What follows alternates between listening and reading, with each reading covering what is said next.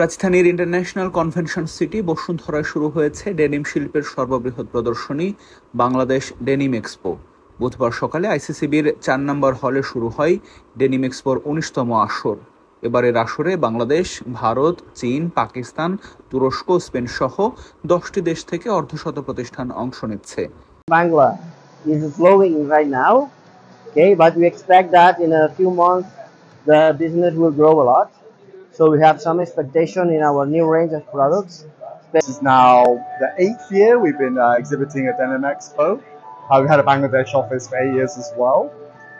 So a lot of our nominated brands and retailers and importers, they nominate our fabric to garment factories to be produced in Bangladesh.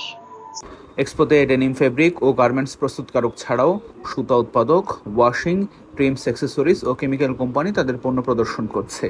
আসলে একটা ফ্যাব্রিকের main যে look সেটা কেমিক্যালের মাধ্যমে আসে, dice and কেমিক্যালের মাধ্যমে। সেই ডাইস কেমিক্যাল থেকে আমরা নতুনত্ব কি নিয়ে এসেছি সেইগুলোই আমরা সবসময় মানে এক্সিবিশন দেখে থাকি।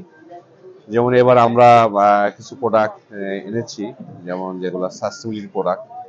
আয়োজকরা জানান, এক্সপোতে ডেনিম শিল্পের সর্বশেষ উদ্ভাবন, টেকসই প্রযুক্তি এবং বৈচিত্র্যময় পণ্যের প্রদর্শনের মাধ্যমে বাংলাদেশের সক্ষমতা বিশ্ববাজারে তুলে ধরা হচ্ছে।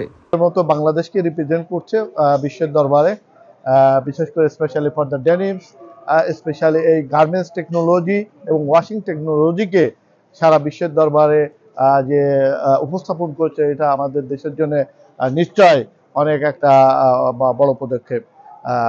আমি আশা করছি এই ধরনের প্রোগ্রাম বাংলাদেশে আরো বেশি বেশি হোক। Denim as well as chemicals, as well as আমাদের যে টেকনোলজি, নতুন নতুন মেশিন টেকনোলজি আছে, সব কিছু সম্পর্কে আমরা যাতে জানতে পারি, শিখতে পারি। 2 দিনব্যাপী এই এক্সপো শেষ হবে আগামীকাল বৃহস্পতিবার। Atiqur Rahman, Textile Mirror, Dhaka.